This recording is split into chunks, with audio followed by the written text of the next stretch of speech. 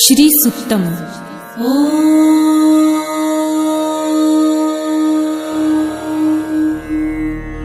हिरण्यवर्णां हरिणीं सुवर्णरजतस्रजां चन्द्रां हिरण्मयीं लक्ष्मीं जातवेदो महावह ताम आवह जातवेदो लक्ष्मीमनपगामिनीं यस्यां हिरण्यं विन्देयं गामश्वं पुरुषानहम् अश्वपूर्वां रथमध्यां हस्तिनादप्रबोधिनीं श्रियं देवीमुपह्वये श्रीर्मा देवी जुषताम् कासोस्मितां हिरण्यप्राकाराम् आर्द्रां ज्वलन्तीं तृप्तां तर्पयन्तीं पद्मे स्थितां पद्मवर्णां तामिहोपह्वये श्रियम् चन्द्रां प्रभासां यशसा ज्वलन्तीं श्रियं लोके देवजुष्टामुदाराम् तां पद्मिनीं शरणमहं प्रपद्ये लक्ष्मीर्मे नश्यतां त्वां नृणे आदित्यवर्णे तपसोऽधिजातो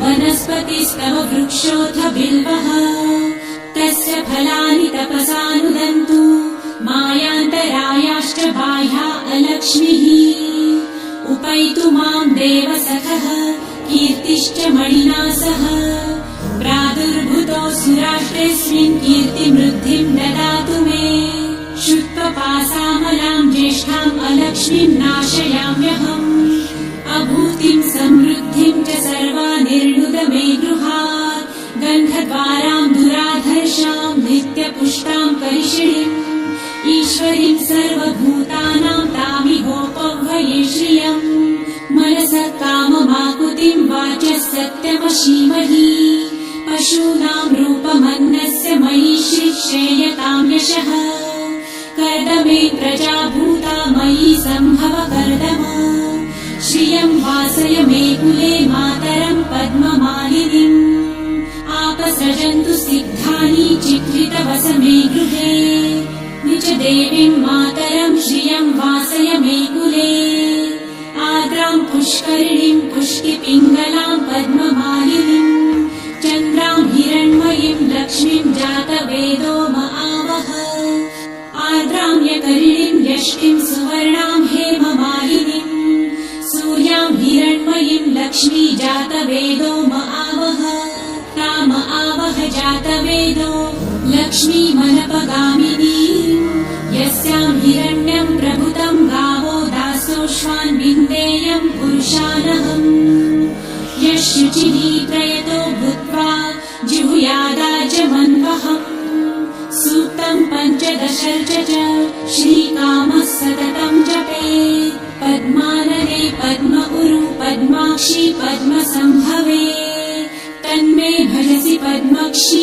येन सौख्यं लभाम्यहम् अश्वदायै गोदायै धनदायै महाधने धनं मे लभतां देवी सर्वकामांश्च देहि मे पद्मानने पद्मविपत्रे पद्मप्रिये पद्मदलायताक्षी विश्वप्रिये विष्णुमनोनुकूले त्वत्पादपद्मं मयि सन्निधस्त्वम् पुत्रपौत्रं धनं धान्यं हस्ताश्वादिगवेरथम् प्रजानां भवसि माता आयुष्मन्तं करोतु मे धनमग्निर्धनं वायुर्धनं सूर्यो धनं वसु धनमिन्द्रो बृहस्पतिर्वरुणं धनमस्तु मे वैनतेय सोमं पिबतु वृतः सोमं धनस्य सोमिनो मह्यं ददातु सोमिनः न क्रोधो न च मात्सर्य न लोभो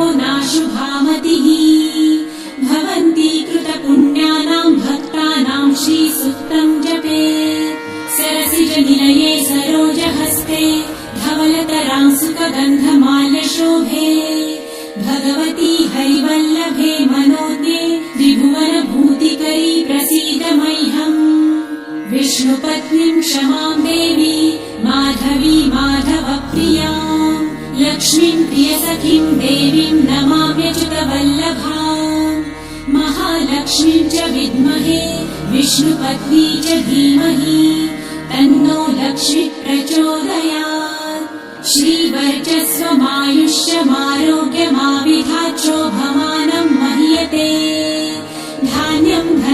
पशुं बहुपुत्रलाभं शतसंवत्सरं दीर्घमायुः। ॐ शान्ति शान्ति शान्तिः।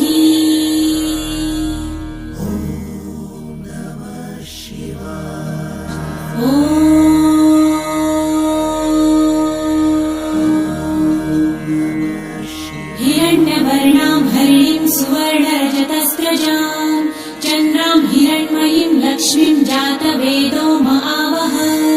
ताम आवह जातवेदो लक्ष्मीमनपगामिनीं यस्यां हिरण्यं विन्देयं गामश्वं पुरुषानहम्।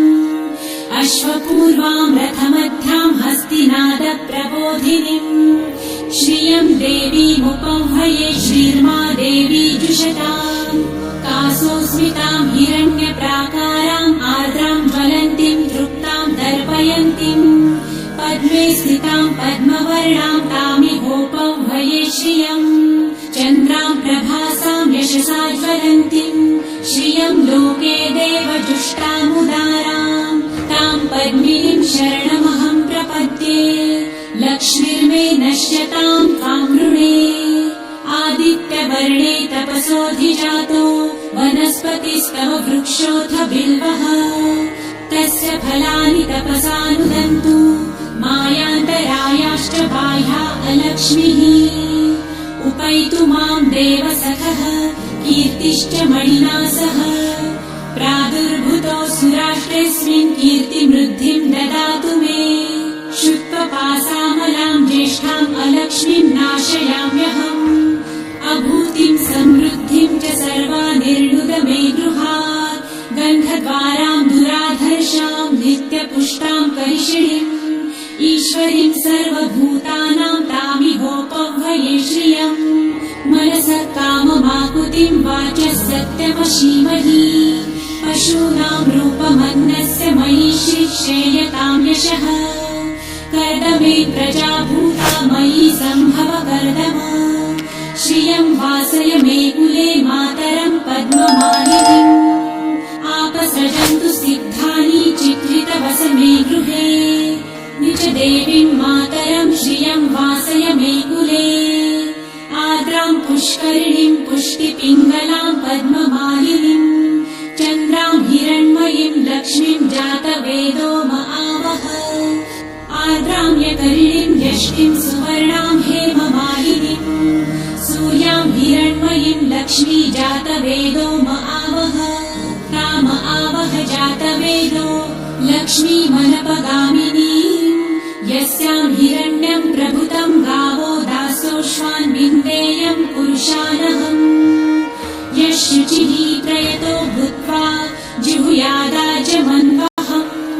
सूक्तं पञ्चदशर्च च श्रीकामः सततं जपेत्। पद्मानने पद्म उरु पद्माक्षी पद्मसम्भवे। तन्मे भजसि पद्मक्षी येन सौख्यं लभाम्यहम्।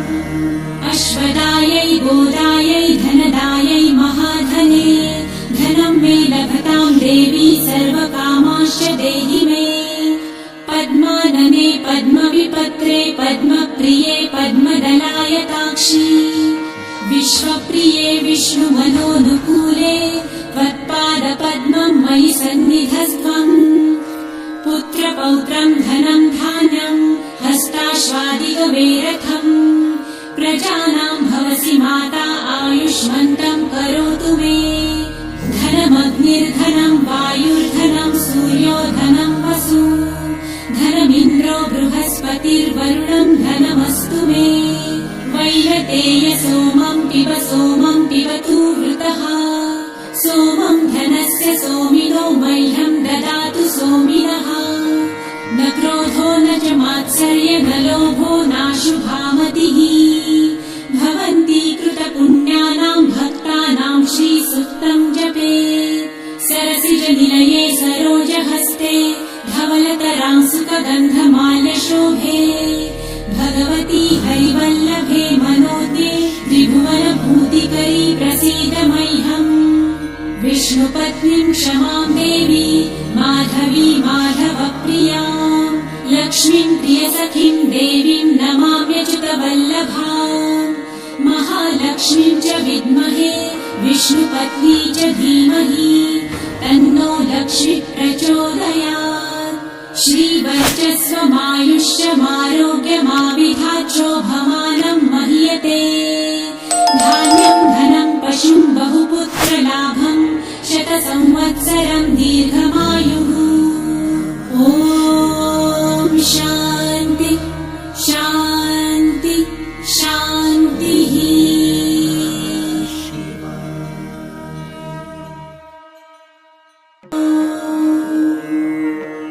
हिरण्यवर्णां हरिणीं सुवर्णरजतस्रजां चन्द्रां हिरण्मयीं लक्ष्मीं जातवेदो महावह ताम आवह जातवेदो लक्ष्मीमनपगामिनीं यस्यां हिरण्यं विन्देयं गामश्वं पुरुषानहम् अश्वपूर्वां रथमध्यां हस्तिनादप्रबोधिनीम् श्रियं देवीमुपह्वये श्रीर्मा देवी जुषताम् कासोऽस्मितां हिरण्यप्राकाराम् आर्द्रां ज्वलन्तीं तृप्तां तर्पयन्तीं पद्मे स्थितां पद्मवर्णां तामिहोपह्वये श्रियम् चन्द्रां प्रभासां यशसा ज्वलन्तीं श्रियं लोके देवजुष्टामुदारां तां पद्मिनीं शरणमहं प्रपद्ये लक्ष्मीर्मे नश्यतां त्वां नृणे आदित्यवर्णे तपसोऽधिजातो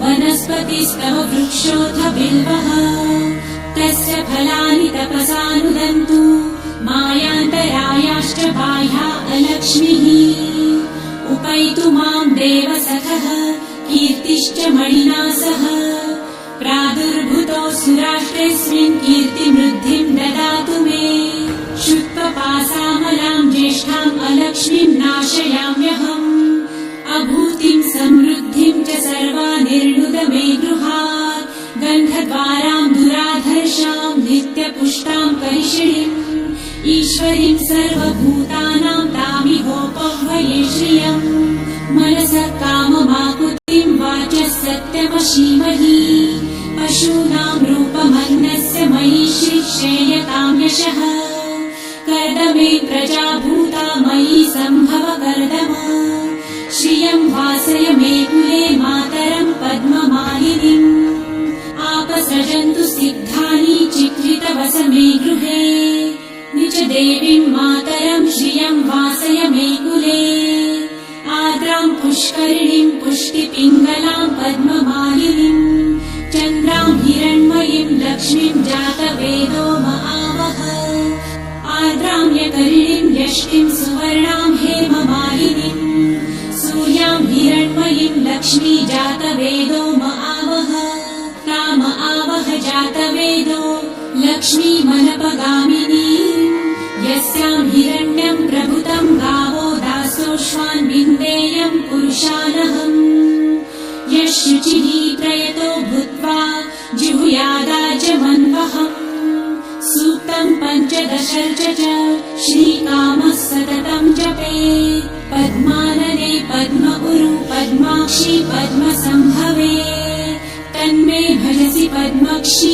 येन सौख्यं लभाम्यहम् अश्वदायै गोदायै धनदायै महाधने धनं मे लभतां देवी सर्वकामांश्च देहि मे पद्मानने पद्मविपत्रे पद्मप्रिये पद्मदलायताक्षी विश्वप्रिये विष्णुमनोनुकूले त्वत्पादपद्मं मयि सन्निधस्त्वम् पुत्रपौत्रं धनं धान्यं हस्ताश्वादिगवेरथम् प्रजानां भवसि माता आयुष्मन्तं करोतु मे धनमग्निर्धनं वायुर्धनं सूर्यो धनं वसु धनमिन्द्रो बृहस्पतिर्वरुणं धनमस्तु मे वैनतेय सोमं पिबतु वृतः सोमं धनस्य सोमिनो मह्यं ददातु सोमिनः न क्रोधो न च मात्सर्य न लोभो नाशुभामतिः भवन्ति कृतपुण्यानां भक्तानां श्रीसूक्तं जपेत् सरसिजनिलये सरोजहस्ते धव श्यामलतरां सुखगन्धमाल्यशोभे भगवती हरिवल्लभे मनोज्ञे त्रिभुवनभूतिकरी प्रसीद मह्यम् विष्णुपत्नीं क्षमां देवी माधवी माधवप्रियां लक्ष्मीं प्रियसखीं देवीं नमाम्यच्युतवल्लभाम् महालक्ष्मीं च विद्महे विष्णुपत्नी च धीमहि तन्नो लक्ष्मी प्रचोदयात् श्रीवर्चस्वमायुष्यमारोग्यमाविधाच्छोभमानं मह्यते धान्यं धनं पशुं बहुपुत्रलाभं शतसंवत्सरं दीर्घमायुः